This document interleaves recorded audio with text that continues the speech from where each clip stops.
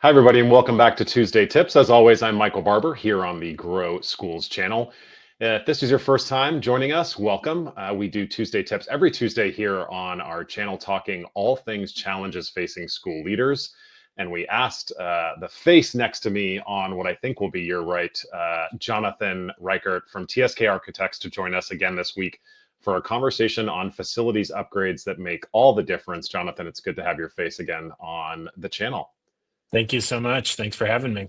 Of course, yeah, we typically get a ton of questions and follow-ups from webinars, and you've been a guest on a couple of those webinars. So we wanted to have some additional questions around different facility upgrades that can really make an impact for school leaders. And this is a perfect time to be having this conversation as school leaders start planning for next year and into the future, whether they're thinking about either doing an upgrade, acquiring a new facility, or ground up construction. So let's start this conversation here. One of the things you talked about at a past webinar of ours was just all the different facilities upgrades and designs that are sort of out there that are really starting to cater to different unique needs of charter school leaders. So I want to talk about what are some specific examples on either upgrades or designs that you're starting to see in the clients you're working with different charter schools around the country, and how are you catering for some of those unique needs that they're asking for? Yeah, so I'm hoping this will answer your question fully. But one of the things that I've seen coming up, which is I think a specific challenge and a need for charter schools, is school identity in the facility. I mean, the reality, and everyone listening to this knows this, that school facilities play a huge part in terms of bringing in students, and really helping students to see what their daily lives are going to look like, and really getting both retention and recruitment. Um, and ideally, facilities really should speak to the brand of the school. And this is especially true. I know we talked about this a little bit on the webinar. If your school is focused on something such as the performing arts, you really want your facilities to speak to that. If you're a tech school, you want it to speak tech. If you're a classical academy, being able to speak that language so people come in and your building is a part of your brand. And so really seeing some looking at how can we shift schools to really be a part of the brand identity and really help achieve the pedagogy that each individual school is looking to achieve through the facility itself. Now, that doesn't necessarily mean that if it's a classical academy that there's going to be a white temple of knowledge with Doric columns everywhere. But having things built in such as proportion and order and logic, which are so important to the classical methodology, really do help again to bring in that identity. I worked on a project for a science and engineering building. And, with science and engineering, really, there's a lot of, examination and exploration, looking into things and really trying to find out what's there. And so for the design of that project, what we did is we built in scientific concepts throughout the design. So the facade, the exterior of the building had this idea of DNA mapping on it, and that's where the window placement was put onto it. We had brickwork that was based on electron orbital patterns, so how electrons move, and that was built into that. We also even had an acoustical wall that had that was built off of the Fibonacci sequence, both in how it grew up the wall and in how it branched. And so, really taking kind of the idea of that building, that this is science and engineering, it's technology. How do we explore that? How do we study that? And built it into the fabric of the architecture again, just to really strengthen about what the building's about, what the brand is about. So, seeing that need for facilities through any sort of a remodel, any sort of new facility that's coming in, really just looking for opportunities to speak into the brand. And, with younger kids, you're speaking a lot to the parents. In terms of really trying to help them see what daily life is going to look like for their kids. And then as you get into older students, especially high schoolers, you're also really trying to speak to the high schooler and really sell them on this is a place that they want to be, that they want to do their education at. And one of the things that we're seeing as a challenge in the midst of that, I think because of just the prolific nature of how high school is shown in TV and movies and music, is that students want their school to feel like a high school. And so figuring out ways to really take your school, whatever, again, the pedagogy, whatever the focus may be, and making it feel like a high school so that students aren't, wishing that they were at a public school just because it looks like a high school. And so, there's opportunities, really different opportunities in which to do that through the use of furniture, through the use of material applications, making things feel more tech through the use of metals, plastics, and then also through graphics, even sometimes simply adding graphics to a space can really help it read appropriately to the focus of the school and to the fact that it is an education environment. Because as we know, charter schools can be anywhere. They can be in a strip mall, they can be in a new building, they can be all over. And so, whether you have the opportunity to build a new building, really encourage you to work with your architect to really think of that as part of your brand. And if you are doing remodels or doing adjustments to your space, I would also look at how can you really use your facility as part of your as a part of what you're trying to accomplish with your students. Yeah, it's such a good observation of how big of an impact architecture and your school facility can have on your brand, right? Being able to bring that to life is such a big impact when someone is coming into, they filled out a form on your website, or they've gotten to know your school through social media, or a friend sent their kid there, a family across the street has sent their kid there, and then you go to visit that school, and when the sort of the when the exterior and the interiors of that school don't meet the expectation of what someone has said, it is sort of, probably creates this almost like psychological concern inside a potential family member's head. So such a good observation there about how big of an importance it is to like bring that brand to life, bring that mission and vision to life in a physical way from a design and facilities perspective. Yeah, and so if you're working with a designer or, a graphic artist, I would really encourage them to walk through them what your brand is really about and, have them be on your website for a while. We know that, most parents start on the website and may make the choice based on the website. You want it when they walk into your facility for them to go, "Oh yeah, this is the school I was looking at." For it Yeah. to just be such a clear connection in terms of what you're doing with those students. Yeah, for sure. Such a good observation. I want to turn our conversation to some sustainable design practices, which are some things that we've talked about before in conversations on our webinars. But sustainable design practices are really becoming essential in new schools, right? As we think about sustainability and trying to be as minimally impactful on our surroundings and our climate around us. But any tips on, what are some of those interesting sustainable design practices that are happening with new school buildings? And then any tips for leaders on how they can maybe implement them on a budget? Yeah, so it's funny. In a lot of ways, what we're doing is we're just going back to historic architecture. We're learning what we once knew, which is there's a lot of things that we can do in architecture that immediately makes the project more sustainable.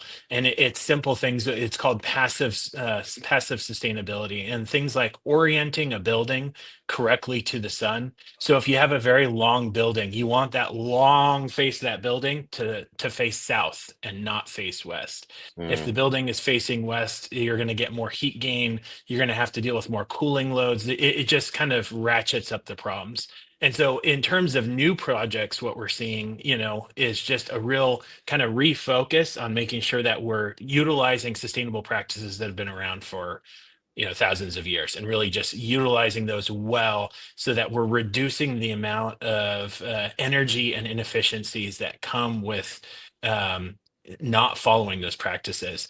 But there's some other things, especially if you're looking at like a renovation. There's light touch, big impact. Small things that you can do that actually can have a significant effect on your building. And one of those is actually just shading your windows. If you have windows that are facing south, making sure that there's a horizontal plane over them so that they're being shaded in the summer sun, but allowing winter sun to come in. It's reducing cooling loads in the summer, but reducing heating loads in the winter. That can have a huge effect on buildings. And then on the western windows, again, having vertical shades as opposed to horizontal shades, just because of how the sun moves through the sky. So if you have a project that's existing, you're trying to figure out some ways in which to add some sustainability to it. Just adding window shading is a huge one. And then I think the next one is if you are currently replacing materials or building a new building, start thinking about repairable versus replaceable materials. mm. And so materials that you might be able to repair as opposed to having to rip out and putting in new ones. And as we all know, kids beat up schools like nothing else. And so just durable materials as well that are going to be able to last a long haul. I feel like we could have a whole conversation on high impact, low cost. I'm sure you've got 1,000 things you could say there, but we'll have to come back and do that question on another episode. I also recently I was sitting in on a conversation with our construction and development team, and they showed us some renderings of a school that is essentially building the school around existing trees. So you're not having to recreate foliage. You're taking advantage of shaded spaces. Obviously, more expense a little bit on the front end from a construction perspective, because you're going to have to protect those trees, and there's going to be any number of things that are going to happen. But any one of these low-hanging fruit opportunities, again, can have such big impact on the long-term sustainable health of the school for sure. Oh, and trees are such a huge one, because not only do they provide the benefit of shading campus, making it cooler. There's a lot of health benefits, like to us just looking at trees. There's opportunities for having outdoor classes underneath the boughs of a tree. Yeah, trees are a big one. We could probably have an entire talk just on We the could. value of trees to a Exactly. school. We could. Yeah. Okay. We like to keep these conversations 10 to 15 minutes. I've got one last question for you. You talked specifically about this idea of adaptable and relevancy over time as we've talked through this conversation. How can charter schools make sure that as they think about facilities, they are more adaptable, they're relevant for the future, considering sort of all the educational demands and community needs that may come in the future for schools? Yeah, I think in terms of a facility perspective, the way to be the most adaptable is, and we've talked about this a little bit before, it's almost to think more like a warehouse than a jewel. Warehouses have durable materials, they have lots of windows for natural light, they have high ceilings, very open and accessible utilities. And what that means is that, warehouses, and I don't mean big metal shed buildings that are ugly. I mean, the beautiful brick warehouses, with wood trusses. What those really allow is they've allowed those buildings to last 150 years and continue to be reused for various purposes along the way. And from a school standpoint, kind of following that same mentality of how do we build a shell that can be adapted and changed? When we put in a lot of walls or utilities that are very fixed to their location, what we're doing is we're making ourselves less adaptable for the future. Especially as technology continues to change, we find more and more the need for bringing in utilities, bringing in infrastructure. And so if we have our utilities easily accessible, not buried deep into floors where we're having to cut through floors, cut through pipes to try to reach those, then what we find is that over time, we can remain adaptable. And that ability to change, I think, allows us to remain more relevant, because we're able to adapt to the changing needs of our students, the changing needs of technology, the changing needs of an area, and really make it useful not only for the students, but for the community holistically. And so I think really kind of looking at facilities from the standpoint of, in a way, not a jewel that's this precious thing that we want to keep forever, but as a tool, as that warehouse tool that, excuse me, that we're going to change over time, will allow us to really make it resilient and usable. And then the last thing I would say is, as you are planning, excuse me, No as you're planning worries. facilities, just think about growth into the future. If you plan with growth in mind, thinking about how you can add on to buildings, in ways, areas that might be fine for now because of budget, but you're going to be changing, just talk about that as you're planning and designing those meetings, because those buildings can be designed in a way that is really usable and changeable with time. Yeah, such good insights there on just flexibility and adaptability, and on growth. That can be so important if for whatever reason, demographic shifts, geographic shifts into your neighborhoods are going to change things, and it's important that you're not building for just today, you're building for tomorrow as well for those shifts. So, anyway, such good insights from Jonathan over at TSK. We appreciate you coming on Tuesday Tips as always. We keep these conversations to about 15 minutes, and we're almost right at that mark. So we'll say goodbye for now. And just a big thanks to Jonathan for joining us again here on our Grow Schools channel. But we'll offer one last question to Jonathan, and that's, if a school leader's got questions for you or wants to reach out to talk about working with TSK, where can they find your team? What's the best way to get in connection with you? Yeah, you're welcome to email me.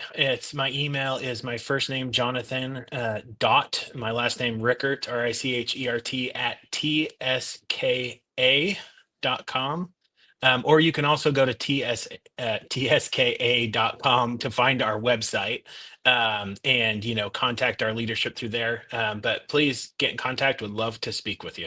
Sounds good. And if anybody drops a comment on here and wants connections to Jonathan, we will make it happen in the comments as well. So please do so if you have follow-ups for him. But again, we'll say a big thanks for Jonathan for joining us. And thanks again to all of you for joining us here on our Grow Schools channel.